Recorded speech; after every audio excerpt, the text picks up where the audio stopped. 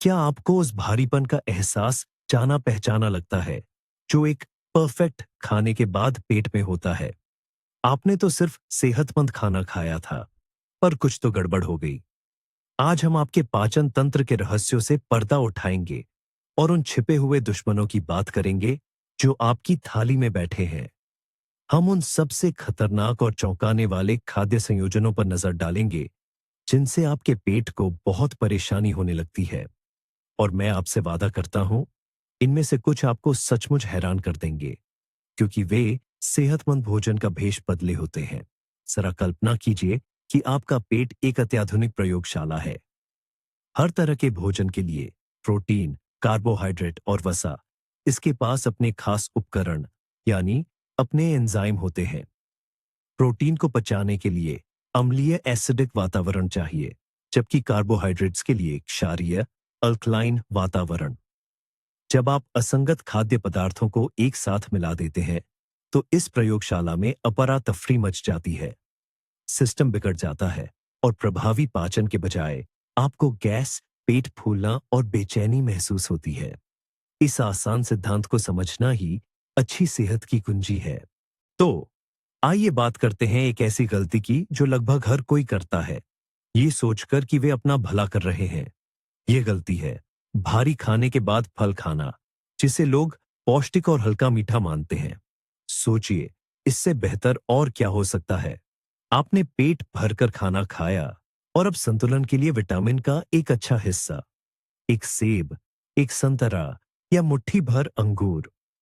हमें सच में लगता है कि हम अपने शरीर का भला कर रहे हैं और भोजन को एक स्वस्थ तरीके से खत्म कर रहे हैं। लेकिन असली पेंच यही है। फल बहुत जल्दी पच जाते हैं।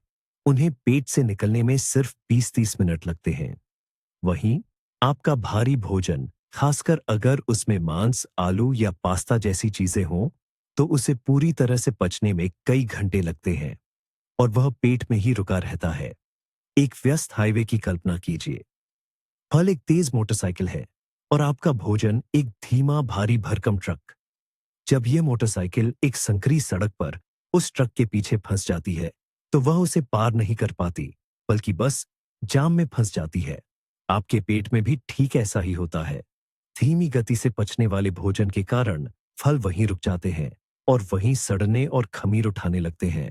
उनमें मौजूद चीनी अल्कोहल और कार्बन डाइऑक्साइड में बदल जाती है और यहीं से आती है वो सारी असहज भावनाएं, पेट फूलना, भारीपन, डकारें और ऐसा महसूस होना जैसे आपने कोई गुब्बारा निगल लिया हो। तो क्या करें? एक आसान नियम याद रखें। फल एक अलग भोजन है। इन्हें मुख्य भोजन से कम आधे घंटे पहले खाएं या फिर भोजन के 2-3 घंटे बाद। ट्रक को रास्ते से हटने दें, तभी मोटरसाइकिल को हाईवे पर निकालें। आइए, अब बात करते हैं आपके मेज की असली सोलो क्वीन के बारे में। यह एक ऐसा फल है जिसे कोई भी संग साथ गवारा नहीं। इसे हमेशा अकेले ही खाना बेहतर है। और इस रानी का नाम है खरबूजा। बहुत से लोग खरबूजे के साथ ग्रीष्मकालीन सलाद या प्रोस्यूटो पसंद करते हैं या इसे डेजर्ट के तौर पर खाते हैं।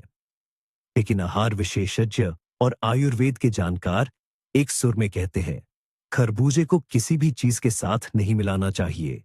बिल्कुल किसी भी चीज के साथ नहीं, यहां तक कि दूसरे फलों के साथ भी नहीं। यह इतनी नखरे वाली क्यों है? सारा खेल इसकी गति का है। खरबूजा तेजी से पचने वाला चैंपियन है। कल्पना कीजिए, यह भोजन की दुनिया का उसेन बोल्ट है। ये पेट से होते हुए सीधे आंतों में पहुंच जाता है और सचमुच 15-20 मिनट में ही पच जाता है। और अब कल्पना कीजिए कि आपने इसे किसी और चीज के साथ खाया। यह तेज धावक, मांस या रोटी जैसे धीमे मैराथन धावकों के साथ एक ही जगह पर फंस जाता है। खरबूजा आगे बढ़ने को तैयार है, लेकिन उसका रास्ता दूसरे भोजन ने रोक रखा है, जिसे पचने में घंटों लगेंगे। और जब यह आगे बढ़ नहीं पाता तो क्या करता है? बिल्कुल सही, यह किण्वित, फर्मेंट होने लगता है। यही कारण है कि तेज गैस बनती है, पेट फूल जाता है और ऐसा महसूस होता है जैसे आपका पेट अभी फट जाएगा। खरबूजा बस संगत के लिए बना ही नहीं। इसलिए यदि आपको खरबूजा पसंद है, तो इसका आनंद केवल अकेले में ही ले। इसे एक स्वतंत्र स्नैक के रूप में किसी भी अन्य भोजन से 1 घंटा पहले या 2 घंटे बाद खाएं। इस क्वीन को अपना सोलो प्रदर्शन करने दें। अब हम बात करेंगे फिटनेस बार और स्वस्थ नाश्ते के लिए मशहूर एक पॉपुलर चीज की। आइए इससे जुड़े एक सबसे बड़े मिथक को तोड़ते हैं। हमारी चर्चा का विषय है वजन बढ़ाने वाला प्रसिद्ध शेक, केला और दूध। पहली नजर में यह एक आदर्श जोड़ी लगती है। केले से पोटेशियम और दूध से कैल्शियम व प्रोटीन एक गिलास में सेहत का अमृत जैसा लगता है। लाखों लोग ऐसे स्मूदी के साथ अपने दिन की शुरुआत करते हैं, यह सोचकर कि उन्हें ऊर्जा और शक्ति मिल रही है। लेकिन हमारे पाचन तंत्र के लिए यह संयोजन सबसे मुश्किल और धोखेबाज हानिकारक में से एक है। आयुर्वेद, जो स्वास्थ्य का प्राचीन भारतीय विज्ञान है, इस मिश्रण को सीधे तौर पर विषाक्त, टॉक्सिक बताता है। आखिर क्या है वजह? बात सीधी सी है। केला स्वाद में मीठा होने के बावजूद पेट में पचने की प्रक्रिया के दौरान अम्लीय, खट्टा हो जाता है। और जब दूध में एसिड मिलाया जाता है तो क्या होता है? बिल्कुल सही, वह फटकर दही जैसा बन जाता है। ठीक आपके पेट में एक घना, चिपचिपा दही जैसा थक्का बन जाता है, जिसे पचाना बेहद मुश्किल होता है। नतीजतन हमारा पाचन तंत्र ओवरलोड हो जाता है और उस पर भारी दबाव पड़ता है। ये संयोजन सिर्फ मेटाबॉलिज्म को धीमा ही नहीं करता, बल्कि ये आपकी पाचक अग्नि को सचमुच बुझा देता है। ताजगी और स्फूर्ति के बजाय आपको सुस्ती, नींद और पेट में भारीपन महसूस होता है। शरीर इस मिश्रण को पचाने में भारी मात्रा में ऊर्जा खर्च करता है, जिससे अतिरिक्त बलगम, कफ भी बनता है। हाँ, किसी भी कीमत पर वजन बढ़ाने के लिए यह काम कर सकता है, लेकिन अगर आपका लक्ष्य हल्कापन और स्वास्थ्य है, तो केला और दूध का सेवन अलग-अलग करना बेहतर है। दूध के बारे में अपनी बात जारी रखते हुए आइए एक ऐसे मील के बारे में बात करें जो केले से भी ज्यादा तेजी से और गंभीर रूप से प्रतिक्रिया करता है। ये आपके पेट पर एक सीधा रासायनिक हमला है। हम बात कर रहे हैं दूध और किसी भी तरह के खट्टे खाद्य पदार्थों के मेल की। जरा अपने नाश्ते की कल्पना कीजिए, दूध के साथ अनाज जैसे कॉर्नफ्लेक्स का एक कटोरा और एक गिलास ताजा संतरे का रस, या शायद खट्टी स्ट्रॉबेरी या अनानास मिला हुआ मिल्क शेक। सुनने में तो यह बहुत सेहतमंद और ताजगी भरा लगता है ना? लेकिन आपके पाचन तंत्र के लिए यह एक तुरंत होने वाली बड़ी मुसीबत है। याद कीजिए, घर पर पनीर कैसे बनाते हैं? गर्म दूध में थोड़ा नींबू का रस डालते ही वह तुरंत फट जाता है, जिससे ठोस भाग और पानी अलग हो जाते हैं। तो बस आपके पेट में भी ठीक यही रासायनिक प्रतिक्रिया होती है जब आप दूध और किसी खट्टी चीज को एक साथ लेते हैं। दूध का मुख्य प्रोटीन, केसीन, फलों या रस में मौजूद एसिड के प्रभाव से तुरंत जम जाता है, यानी फट जाता है। आपके पेट में एक घना, चिपचिपा और पचाने में मुश्किल थक्का बन जाता है। शरीर इसके लिए बिल्कुल भी तैयार नहीं होता। पोषक तत्वों को आराम से सोखने के बजाय उसे इस गुच्छे को तोड़ने के लिए भारी भरकम प्रयास करने पड़ते हैं। नतीजा पहले से ही पता है, पेट में भारीपन, दर्द, ज्यादा गैस बनना और पाचन क्रिया का पूरी तरह से गड़बड़ा जाना। तो याद रखिए, दूध और संतरे दोस्त नहीं हैं और बेहतर यही होगा कि वे आपके पेट में कभी न मिले। चलिए अब एक ऐसी डिश की बात करते हैं जो दावतों की जान है और जिसे लाखों करोड़ों लोग बहुत पसंद करते हैं। यह है मीट और आलू का वो लाजवाब मेल, जो पेट भरता है, खुशबूदार होता है और जिसके हम सब आदी हैं। चाहे वो फ्रेंच फ्राइजेस के साथ स्टेक हो, भुना हुआ मीट हो या मैश किए हुए आलू के साथ भुना चिकन, कई लोगों के लिए यह एक परफेक्ट डिनर की मिसाल है। मगर आइए इस जोड़ी को हमारे पेट के नजरिए से देखते हैं, और मैं आपको यकीन दिलाता हूं, हमारा पेट इस कॉम्बिनेशन से जरा भी खुश नहीं है। ये सबसे भारी और एक दूसरे के साथ न पचने वाले कॉम्बिनेशंस में से एक है, जो आपके पाचन तंत्र के लिए एक असली इम्तिहान से कम नहीं। तो इसमें समस्या क्या है? दरअसल पूरा मामला इन दोनों को पचाने की अलग-अलग रासायनिक प्रक्रियाओं का है। मीट एक गाढ़ा प्रोटीन है। इसे तोड़ने के लिए पेट को बहुत ज्यादा अम्लीय, एसिडिक रस निकालना पड़ता है, जिसमें पेप्सिन नामक एंजाइम होता है। इस प्रक्रिया के लिए पेट का माहौल अत्यधिक अम्लीय होना चाहिए।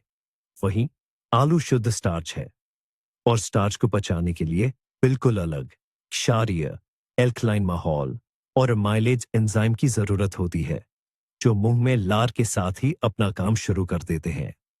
जब आप मीट और आलू एक साथ खाते हैं, तो आपके पेट में एंजाइमों की असली जंग छिड़ जाती है। मीट के लिए निकला हुआ एसिड आलू के लिए जरूरी क्षारीय एंजाइमों को पूरी तरह से बेअसर कर देता है। नतीजा ये होता है कि स्टार्च ठीक से नहीं पच पाता। ये बस पेट में पड़ा रहता है, खमीर उठने लगता है और सड़ने लगता है। वहीं प्रोटीन भी स्टार्च की मौजूदगी के कारण बहुत ज्यादा समय लेता है और ठीक से नहीं पचता।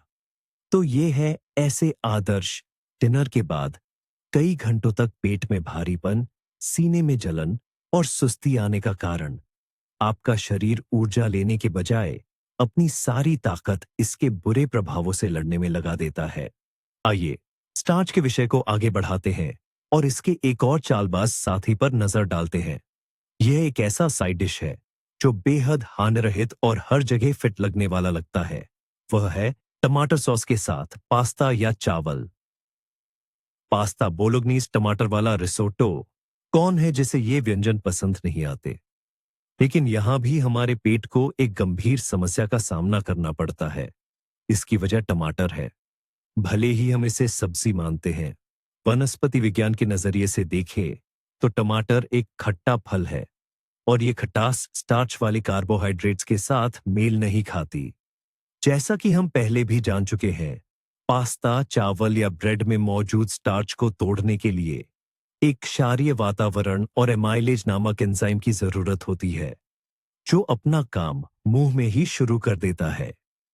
लेकिन जब आप इसमें टमाटर की खटास मिलाते हैं, तो वही होता है जो मांस के साथ होता है। एसिड एमाइलेज के काम को रोक देता है। नतीजतन स्टार्च का पाचन बहुत धीमा हो जाता है या पूरी तरह से रुक जाता है। यह पेट में रुक जाता है, जिससे खमीर, सूजन और असहजता महसूस होती है। शरीर इस बेमेल मिश्रण से निपटने की कोशिश में बहुत ज्यादा ऊर्जा खर्च करता है, जिसके कारण खाना खाने के बाद थकान और सुस्ती महसूस होती है। आपने यकीनन इस स्थिति को महसूस किया होगा, जिसे मजाक में पास्ता की एक बड़ी प्लेट खाने के बाद कार्ब कोमा कहा जाता है। अब आपको पता है कि यह सिर्फ खाने की मात्रा का नहीं, बल्कि उसके सही मेल का भी मामला है। अगर आप अपने पेट को थोड़ा आराम देना चाहते हैं, तो टमाटर सॉस की जगह क्रीमी या पेस्टो सॉस आजमाएं, जिनमें खटास बहुत कम होती है। हम में से कई लोगों को पनीर बहुत पसंद होता है और वे इसे लगभग हर चीज में डालते हैं, ताकि पकवान और भी स्वादिष्ट और पेट भरने वाला लगे। डबल चीज pizza, parmesan pasta, cheddar burger, ये सब सुनकर ही मुंह में पानी आ जाता है। लेकिन आइए आज एक ऐसे बहुत ही लोकप्रिय पर पाचन के लिए बेहद भारी कॉम्बिनेशन के बारे में बात करें। मांस और पनीर। चीजबर्गर में पैटी, मोज़रेला वाली मीट लजानिया या चीज की परत के नीचे चिकन, ये सब सुनने में ही बहुत स्वादिष्ट लगते हैं। लेकिन हमारे पाचन तंत्र के लिए यह एक ऐसी बड़ी चुनौती है जो उसे घंटों तक मुश्किल में डाल सकती है। आखिर इसमें गड़बड़ क्या है? मांस और पनीर दोनों ही उच्च सांद्रता वाले प्रोटीन उत्पाद हैं। जब वे एक साथ पेट में जाते हैं, तो उन्हें पचने के लिए भारी मात्रा में पाचक रस और एंजाइमों की जरूरत होती है। यह अपने आप में ही पाचन तंत्र पर एक बड़ा बोझ डालता है। लेकिन बात सिर्फ यहीं खत्म नहीं होती। पनीर, खासकर पिघला हुआ या ज्यादा वसा वाला, बड़ी मात्रा में वसा, फैट से भरपूर होता है। वसा पाचक रस के स्राव को धीमा कर देती है और पूरी पाचन प्रक्रिया को धीमा कर देता है। तो अंत में क्या होता है? आप प्रोटीन की दोहरी मात्रा खाते हैं, जिसे पचने में वैसे ही समय लगता है, और ऊपर से इसमें फैट मिला देते हैं, जो पूरी प्रक्रिया पर ब्रेक लगा देता है। ये प्रोटीन और फैट का मिश्रण आपके पेट में लंबे समय तक अटक सकता है, जिससे पेट में पत्थर जैसा महसूस हो सकता है। भारीपन, डकार और सामान्य सुस्ती आ सकती है। शरीर इस ढेर को पचाने के लिए अपनी सारी ऊर्जा लगा देता है, जिससे अन्य प्रणालियों से ऊर्जा छिन जाती है। तो अगली बार शायद एक चीज चुनना ही बेहतर होगा, या तो मांस या फिर पनीर। तो अब आइए गर्मियों के सबसे लोकप्रिय सलाद, ताजगी और सेहत के प्रतीक माने जाने वाले खीरे और टमाटर के बारे में एक मिथक को तोड़ते हैं। जी हाँ, आपने बिल्कुल सही सुना।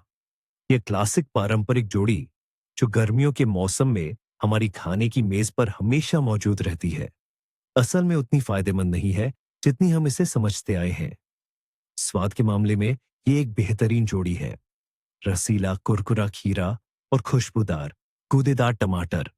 लेकिन बायोकेमिस्ट्री, जैव रसायन के हिसाब से ये असल में एक दूसरे के दुश्मन हैं। एक ही प्लेट में इनकी दोस्ती फायदे से ज्यादा नुकसान पहुंचाती है। यहाँ का मुख्य अपराधी खीरा है। इसमें एस्कॉर्बिनेज एस्कॉर्बिनिस नामक एक विशेष एंजाइम होता है। और अब जरा ध्यान से सुनिए, यह एंजाइम विटामिन सी, जिसे एस्कॉर्बिक एसिड भी कहते हैं, को नष्ट करने वाला है। और टमाटर, जैसा कि हम जानते हैं, इसी विटामिन सी का एक मुख्य स्रोत है। जब आप इन्हें एक साथ एक सलाद में काटते हैं तो क्या होता है? खीरे में मौजूद एस्कॉर्बिनाज एंजाइम तुरंत प्रतिक्रिया करता है और टमाटर में मौजूद सारा विटामिन सी नष्ट करना शुरू कर देता है। नतीजतन आपको एक स्वादिष्ट सलाद तो मिलता है, लेकिन विटामिन के लिहाज से वह लगभग बेकार होता है। आप सोचते हैं कि शरीर को पोषक तत्व दे रहे हैं, लेकिन असल में एक चीज दूसरी के फायदे को खत्म कर देती है। इसके अलावा इनके पचने का समय भी अलग अलग होता है, जिससे पेट पर अतिरिक्त बोझ पड़ सकता है। तो अगर आप अधिकतम लाभ उठाना चाहते हैं तो खीरा और टमाटर को अलग अलग खाएं, कम से कम आधे घंटे के अंतराल पर। आइए मेक्सिको चलते हैं, जो बर्रिटो और नाचोस की जन्मभूमि है। आज हम एक ऐसे मिश्रण के बारे में बात करेंगे जो कई टेक्सास मेक्सिकन व्यंजनों का आधार है, लेकिन साथ ही पेट में तकलीफ पैदा करने में भी माहिर है। यह है सेम, राजमा और पनीर। सेम और पनीर से भरी quesadilla या बर्रिटो, जिसमें पिघले हुए चेडर के साथ राजमा पेस्ट। सुनने में यह पेट भरने वाला और स्वादिष्ट लगता है, लेकिन अगर आपको कभी भी ऐसा भोजन करने के बाद गुब्बारे जैसा महसूस हुआ है, तो जान लीजिए आप अकेले नहीं हैं। तो इस जोड़ी में आखिर क्या समस्या है? आइए समझते हैं। राजमा अन्य फलियों की तरह जटिल कार्बोहाइड्रेट से भरपूर होते हैं, जिन्हें हमारा शरीर पूरी तरह से पचा नहीं पाता है। आंतों में बैक्टीरिया द्वारा इनके टूटने की प्रक्रिया में स्वाभाविक रूप से गैस बनती है। ये अपने आप में ही कई लोगों में पेट फूलने का कारण बन सकता है। अब इसमें पनीर मिलाते हैं। पनीर एक भारी खाद्य पदार्थ है जो प्रोटीन और वसा से भरपूर होता है और यह पाचन क्रिया को धीमा कर देता है। इसके अलावा कई वयस्कों में कमोबेश लैक्टोज असहिष्णुता होती है, जो दूध में पाई जाने वाली चीनी है।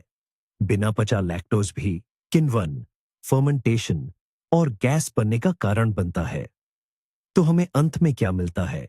हम दो ऐसे खाद्य पदार्थों को एक साथ मिलाते हैं जिनमें से प्रत्येक अपने आप में पेट फूलने का संभावित कारण है।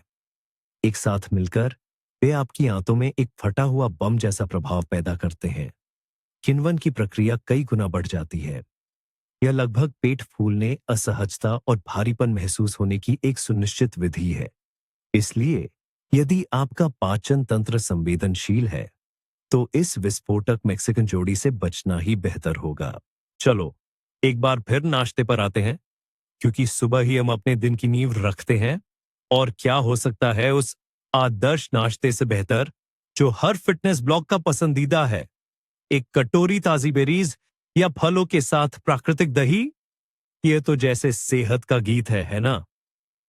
लेकिन अगर मैं आपसे कहूं कि कई लोगों के लिए यह आदर्श नाश्ता असल में परेशानी का सबब बन सकता है, तो समस्या फिर से डेयरी उत्पाद और एसिड के मेल में छिपी है। खासकर अगर आप दही में खट्टे फल डालते हैं, जैसे स्ट्रॉबेरी, रास्पबेरी, कीवी, अनानास या खट्टे फल। जब फलों का एसिड आपके पाचन तंत्र में दूध के प्रोटीन से मिलता है, तो यह पाचन क्रिया को धीमा कर सकता है। यह किण्वन के लिए अनुकूल माहौल बनाता है।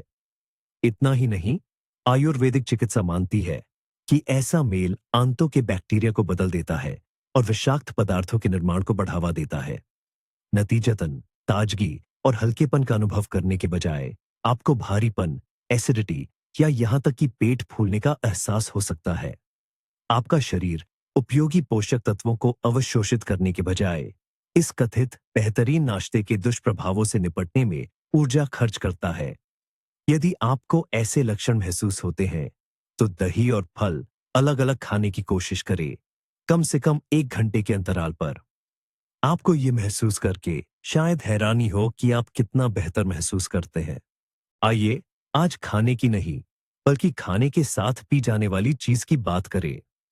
एक ऐसी आदत जो हमें बिल्कुल सामान्य लगती है, लेकिन असल में यह हमारे पाचन को बिगाड़ देती है। हम बात कर रहे हैं खाने के साथ बर्फीला या ठंडा पानी पीने की। एक गिलास ठंडा पानी, ऊपर से बर्फ, खासकर गर्मी के दिनों में, खाने के साथ कितना लाजवाब लगता है ना? हमें लगता है कि हम खाने को पचाने में मदद कर रहे हैं, लेकिन असल में हम उसके रास्ते में रोड़े अटका रहे होते हैं। कल्पना कीजिए कि आपका पेट एक गर्म भट्ठी है, जहां पाचन की एक जटिल रासायनिक प्रक्रिया चल रही होती है। इसे कुशलता से काम करने के लिए एक निश्चित तापमान की जरूरत होती है। जब आप एक झटके में एक गिलास बर्फीला पानी पी जाते हैं, तो आप शाब्दिक रूप से इस आग को बुझा देते हैं। फिर क्या होता है? सबसे पहले ठंडा तरल पदार्थ पेट की दीवारों में मौजूद रक्त वाहिकाओं में ऐंठन पैदा करता है। इससे उनके पाचक रस, डाइजेस्टिव जूस, स्रावित करने की क्षमता तेजी से कम हो जाती है और पूरी प्रक्रिया धीमी पड़ जाती है। दूसरा, और यह खास तौर पर तब ज्यादा मायने रखता है जब आप कुछ तैलीय या वसायुक्त खा रहे हो। ठंडक इन वसाओं को जमा देती है। जो वसा टूटकर पच जानी चाहिए थी, वह सख्त होकर घने गांठों में बदल जाती है। ये पेट में एक भारी बोझ की तरह जम जाती है, उसके काम में बाधा डालती है और भारीपन का एहसास कराती है। शरीर को इस पूरे ढेर को पहले गर्म करने में अतिरिक्त ऊर्जा खर्च करनी पड़ती है और उसके बाद ही वह इसे पचाना शुरू कर पाता है। खाने के साथ पीने के लिए तरल पदार्थ का आदर्श तापमान कमरे के तापमान पर या थोड़ा गुनगुना होना चाहिए। बर्फ को कॉकटेल के लिए रहने दें, खाने के लिए नहीं। चाय के शौकीनों, जरा ध्यान दीजिए। आज हम एक ऐसी परंपरा की बात करने वाले हैं जो इंग्लैंड से लेकर हमारे अपने भारत तक कई संस्कृतियों में बेहद लोकप्रिय है। दूध वाली चाय। ये पेय हमें बड़ा आरामदायक, शाही और सेहतमंद लगता है। हम चाय के एंटीऑक्सीडेंट्स को दूध के कैल्शियम और प्रोटीन के साथ मिलाते हैं। भला इसमें क्या गलत हो सकता है? लेकिन पता चला है कि इस कथित परफेक्ट जोड़ी में एक ऐसी अंदरूनी जंग चल रही होती है जो दोनों की ही खूबियों को खत्म कर देती है। चाय में जो मुख्य खलनायक होते हैं, वे हैं टैनिन नाम के खास तत्व। इन्हीं की वजह से चाय में कसैला और थोड़ा कड़वा स्वाद आता है। दूसरी तरफ हमारे पास है दूध, जिसका मुख्य प्रोटीन है कैसीन। तो जब चाय के टैनिन दूध के कैसीन से मिलते हैं, तो वे मजबूत रासायनिक बंधन बना लेते हैं। सीधे शब्दों में कहें तो वे एक दूसरे को बांध लेते हैं। इसका नतीजा क्या होता है? पहला यह कि बंधे हुए टैनिन अपने फायदेमंद एंटीऑक्सीडेंट गुणों को खो देते हैं, यानी चाय दिल और रक्त वाहिकाओं के लिए उतनी फायदेमंद नहीं रह जाती। दूसरा, बंधा हुआ कैसीन पचाने में बहुत मुश्किल हो जाता है। जिस प्रोटीन को शरीर के लिए फायदेमंद होना था, वह या तो बिना पचे निकल जाता है या पाचन तंत्र पर अतिरिक्त बोझ डालता है। नतीजा ये होता है कि आप एक ऐसा पेय पी रहे होते हैं जिसमें एक घटक का फायदा दूसरे घटक से बेअसर हो जाता है। आपको सिर्फ एक अच्छा स्वाद मिलता है, लेकिन वे स्वास्थ्य लाभ नहीं जिनकी आप उम्मीद कर रहे थे। अगर आप अधिकतम लाभ चाहते हैं, तो चाय और दूध को अलग-अलग पिए, कम से कम 1 घंटे के अंतराल पर। कॉफी पसंद करने वालों का क्या? बहुत से लोगों की सुबह एक कप खुशबूदार कॉफी और चीज सैंडविच से होती है। यह एक झटपट, पेट भरने वाला और देखने में काफी संतुलित नाश्ता लगता है। चीज से प्रोटीन और कैल्शियम, ब्रेड से ऊर्जा और कॉफी से ताजगी मिलती है। क्या यह आदर्श है? अफसोस, नहीं। यह रोजमर्रा का मेल अपने अंदर एक गंभीर कमी छिपाए हुए है, जिसका संबंध हमारे शरीर के लिए सबसे महत्वपूर्ण खनिजों में से एक, कैल्शियम के अवशोषण से है। चीज कैल्शियम का एक बेहतरीन स्रोत है, जो हमारी हड्डियों, दांतों और तंत्रिका तंत्र के लिए बेहद जरूरी है। हम चीज सैंडविच यह उम्मीद करते हुए खाते हैं कि यह हमारे स्वास्थ्य को मजबूत करेगा, लेकिन यहीं पर कॉफी अपनी भूमिका निभाती है। इसमें वही टैनिन होते हैं जो चाय में पाए जाते हैं, और साथ ही कैफीन भी। ये पदार्थ कैल्शियम को बांधने और आंतों में उसके अवशोषण को रोकने का गुण रखते हैं। इतना ही नहीं, कैफीन का मूत्रवर्धक प्रभाव भी होता है, जो शरीर से कैल्शियम को और अधिक बाहर निकालने में मदद करता है। तो इसका परिणाम क्या होता है? आप मूल्यवान कैल्शियम का सेवन तो करते हैं, लेकिन आपकी सुबह की कॉफी यह सुनिश्चित करती है कि वह अवशोषित न हो। खनिज का अधिकांश हिस्सा बिना कोई लाभ पहुंचाए बस वैसे ही शरीर से निकल जाता है। आप एक तरह से खुद को ही धोखा दे रहे हैं, एक पौष्टिक नाश्ते को लगभग बेकार में बदल रहे हैं। यदि आप चाहते हैं कि डेयरी उत्पादों से मिलने वाला कैल्शियम वास्तव में आपके शरीर को लाभ पहुंचाए, तो उनके और कॉफी के कप के बीच कम से कम 40-60 मिनट का अंतर रखें। आइए एक नजर डालें क्लासिक इंग्लिश ब्रेकफास्ट के मेन्यू पर। अंडा और बेकन। बहुत से लोगों के लिए यह दिन की एक पेट भर और शानदार शुरुआत का प्रतीक है। खुशबूदार कुरकुरा बेकन और नरम नरम तला हुआ अंडा, ये एक ऐसा मेल है जिसे देखते ही मुंह में पानी आ जाता है। लेकिन पोषण विज्ञान की दृष्टि से यह सबसे भारी संयोजनों में से एक है जिसकी आप कल्पना कर सकते हैं। यह आपके पाचन तंत्र और विशेष रूप से अग्नाशय के लिए एक बड़ा झटका है। तो बात क्या है? अंडे और बेकन दोनों ही प्रोटीन और वसा की बहुत अधिक मात्रा वाले खाद्य पदार्थ हैं। जब प्रोटीन और वसा का ऐसा गाढ़ा मिश्रण पेट में पहुंचता है, तो इसे पचाने के लिए शरीर को भारी मशक्कत करनी पड़ती है। इस काम से निपटने के लिए शरीर को बड़ी मात्रा में एंजाइम पैदा करने पड़ते हैं। ऐसा नाश्ता पाचन तंत्र में लंबे समय तक अटका रहता है, जिससे पेट में भारीपन महसूस होता है, जो आपको दोपहर के खाने तक परेशान कर सकता है। आपको ऊर्जा देने के बजाय यह उल्टा आपकी ऊर्जा छीन लेता है। शरीर की सारी शक्ति मानसिक या शारीरिक गतिविधियों में नहीं, बल्कि इस भारी भरकम चीज को पचाने में लग जाती है। इसके अलावा नियमित रूप से इस तरह का भारी भोजन खाने से लीवर और अग्नाशय पर भारी दबाव पड़ता है। अगर आप दिन की शुरुआत हल्केपन से करना चाहते हैं, तो बेहतर होगा कि आप इनमें से कोई एक चीज चुनें। या तो सब्जियों के साथ अंडे, या अगर बहुत मन करे तो साबुत अनाज वाले टोस्ट के साथ बेकन के कुछ टुकड़े। लेकिन दोनों एक साथ ये सुबह के भोजन के लिए वाकई बहुत भारी है। तो चलिए आज हम एक ऐसे अनोखे मेल के बारे में बात करते हैं जिसके बारे में शायद आपने कभी सोचा ना होगा, लेकिन इसमें एक छिपा हुआ खतरा हो सकता है। हम बात कर रहे हैं नींबू और पपीते के एक साथ सेवन की। सोचिए, इसमें गलत क्या हो सकता है? दोनों ही फल विटामिन के भंडार हैं। पपीता पपेन एंजाइम से भरपूर होता है, जो पाचन में मदद करता है, और नींबू विटामिन सी का एक बड़ा स्रोत है। अक्सर इन्हें ट्रॉपिकल स्वाद के लिए फ्रूट सलाद या स्मूदी में मिलाया जाता है। लेकिन कुछ शोध और पोषण विशेषज्ञ इस संयोजन की दृढ़ता से सिफारिश नहीं करते हैं। ऐसा माना जाता है कि नींबू और पपीते का एक साथ सेवन रक्त संरचना में असंतुलन पैदा कर सकता है, खासकर हीमोग्लोबिन के स्तर को प्रभावित कर सकता है। हीमोग्लोबिन हमारी लाल रक्त कोशिकाओं में एक प्रोटीन है जो पूरे शरीर में ऑक्सीजन ले जाने के लिए जिम्मेदार होता है। इसका स्थिर स्तर हमारे स्वास्थ्य और भलाई के लिए बेहद महत्वपूर्ण है।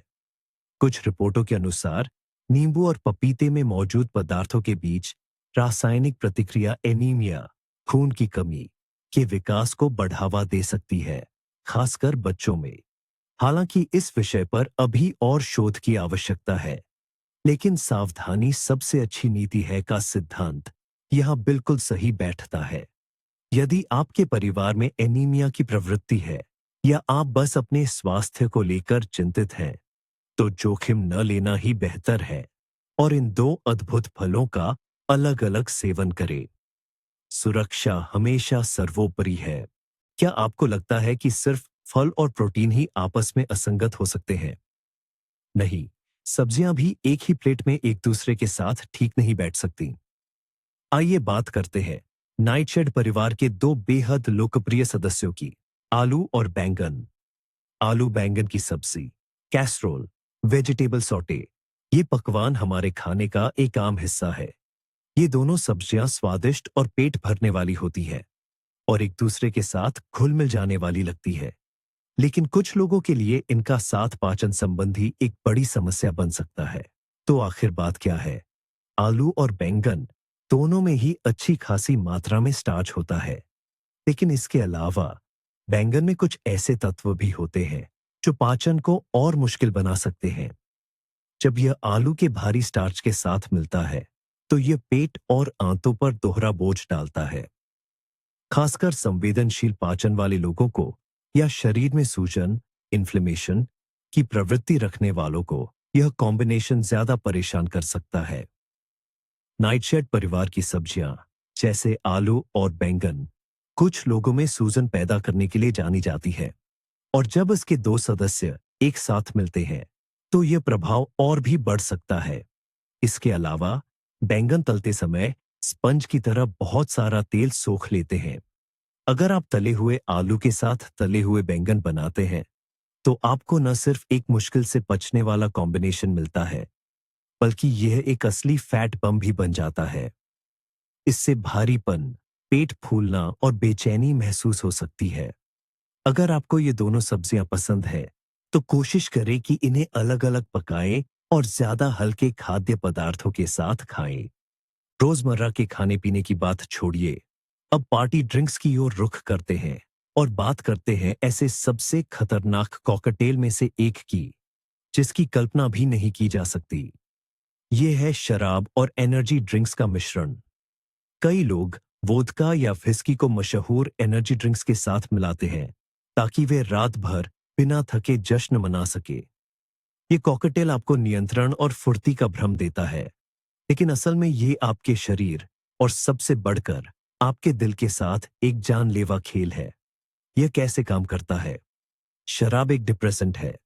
ये केंद्रीय तंत्रिका तंत्र को दबाती है, प्रतिक्रियाओं को धीमा करती है और नींद लाती है। वहीं एनर्जी ड्रिंक इसके ठीक उलट एक शक्तिशाली उत्तेजक है। इसमें कैफीन, टॉरिन और चीनी की भारी मात्रा होती है, जो तंत्रिका तंत्र को तेजी से उत्तेजित करती है। जब आप इन्हें मिलाते हैं, तो आप अपने शरीर को एक साथ दो बिल्कुल विपरीत संकेत भेजते हैं। उत्तेजक, एनर्जी ड्रिंक, डिप्रेसेंट, शराब के असर को छिपा देता है।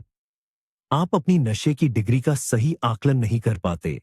आपको लगता है कि आप होश में हैं और ऊर्जा से भरपूर है, जबकि आपके खून में शराब की मात्रा खतरनाक स्तर तक पहुंच चुकी होती है।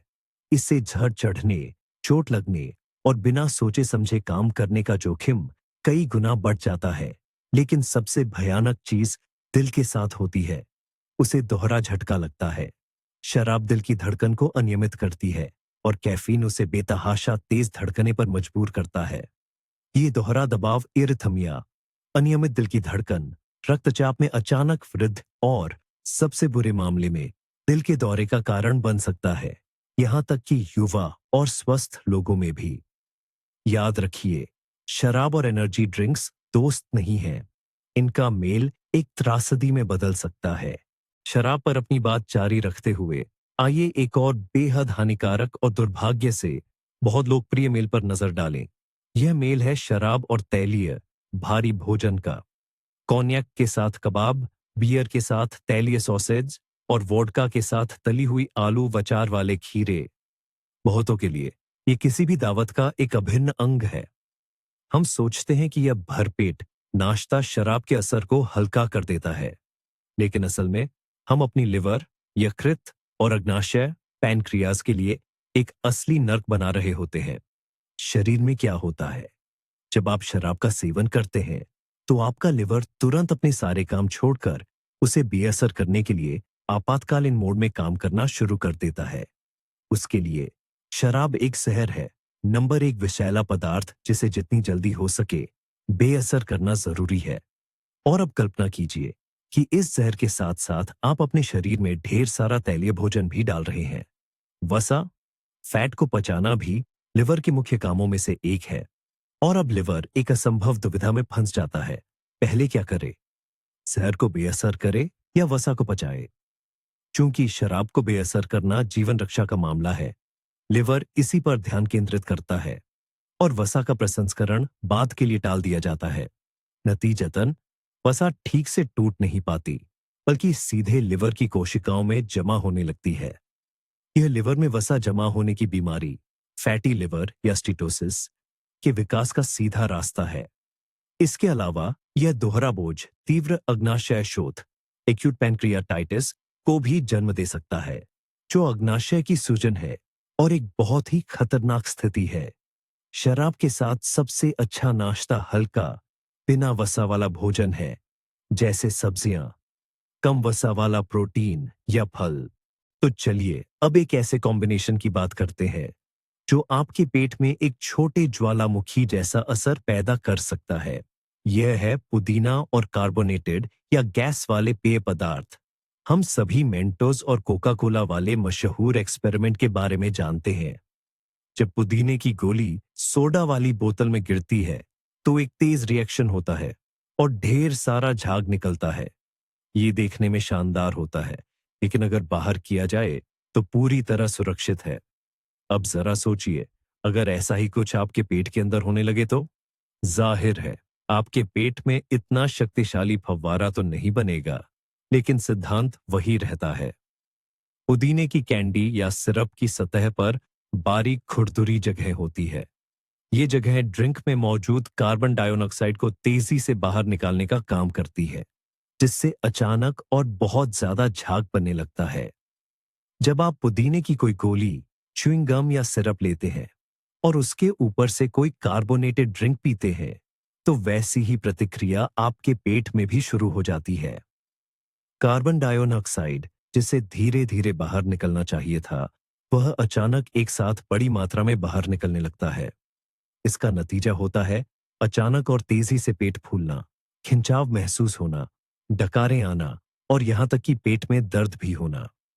आपका पेट अंदर से मानो फूल जाता है। यह उन लोगों के लिए ज्यादा खतरनाक हो सकता है जिन्हें पहले से ही पेट या पाचन तंत्र संबंधी समस्याएं हैं, जैसे गैस्ट्राइटिस या रिफ्लक्स रोग। तो अगर आप ताजगी महसूस करना चाहते हैं, तो दोनों में से कोई एक ही चुनें, या तो पुदीना या फिर कार्बोनेटेड ड्रिंक, लेकिन इन्हें कभी एक साथ न मिलाएं। और अंत में हम सबसे महत्वपूर्ण और संभावित रूप से सबसे खतरनाक संयोजन पर आ पहुंचे हैं। यह न केवल असुविधा पैदा करता है, बल्कि आपके स्वास्थ्य और यहां तक कि जीवन के लिए भी वास्तविक खतरा बन सकता है। यह बात होगी कुछ दवाओं और देखने में तो पूरी तरह से हैनिरहित लगने वाले उत्पादों, जैसे कि ग्रेपफ्रूट या अन्य खट्टे फलों के संयोजन की। हम में से कई लोग जब सर्दी जुकाम होता है तो खांसी की दवा लेते हैं और साथ ही विटामिन सी की खुराक पाने के लिए नींबू वाली चाय या ग्रेपफ्रूट जूस पर जोर देते हैं। यह तार्किक लगता है, लेकिन यह एक जानलेवा गलती हो सकती है। दरअसल ग्रेपफ्रूट और कुछ अन्य खट्टे फलों में फ्यूरानोकोमरिन्स फुरानोकुमरिन्स नामक पदार्थ होते हैं। ये पदार्थ हमारे लिवर में मौजूद एक बहुत ही महत्वपूर्ण enzyme cytochrome P450 cytochrome P450 के काम को रोक देते हैं। और यह एंजाइम कोलेस्ट्रॉल कम करने वाली स्टैटिन दवाओं, कुछ एंटीबायोटिक्स, हृदय की दवाओं और सबसे महत्वपूर्ण डेक्स्ट्रोमेथोर्फन, जो कई खांसी के सिरप का एक लोकप्रिय घटक है, सहित भारी संख्या में दवाओं के विघटन और शरीर से बाहर निकालने के लिए जिम्मेदार होता है। क्या होता है जब आप इस एंजाइम को ब्लॉक करते हैं? दवा टूटनी और शरीर से बाहर निकलनी बंद हो जाती है। खून में इसकी सांद्रता तेजी से बढ़ने लगती है, जो विषाक्त स्तर तक पहुंच जाती है। यह कई गुना ओवरडोज के बराबर है। खांसी के सिरप के मामले में यह गंभीर दुष्प्रभाव पैदा कर सकता है, तेज धड़कन और चक्कर आने से लेकर मतिभ्रम और सांस लेने में कठिनाई तक। इसलिए इस सुनहरे नियम को याद रखें। हमेशा किसी भी दवा के साथ दिए गए निर्देशों को पढ़ें और कभी भी गोलियों को जूस से, खासकर ग्रेपफ्रूट जूस से न पिए। इसके लिए सबसे अच्छा और सबसे सुरक्षित पेय सादा पानी है। अब जरा सबसे चौंकाने वाली बात पर गौर करते हैं। हमने अभी नींबू और खांसी की दवा की बात की। ये सट्टी हल्की फुल्की दिक्कत नहीं, बल्कि सेहत के लिए एक असली खतरा है। डेक्स्ट्रोमेथॉर्फन डेक्स्ट्रोमेथॉर्फन वाले कुछ दवाएं जब अंगूर, ग्रेपफ्रूट या नींबू के साथ ली जाती है तो गंभीर साइड इफेक्ट्स पैदा कर सकती हैं। यहां तक कि मतिभ्रम, हल्यूसिनेशंस भी हो सकते हैं, क्योंकि हमारा लिवर उन्हें ठीक से पचाना बंद कर देता है।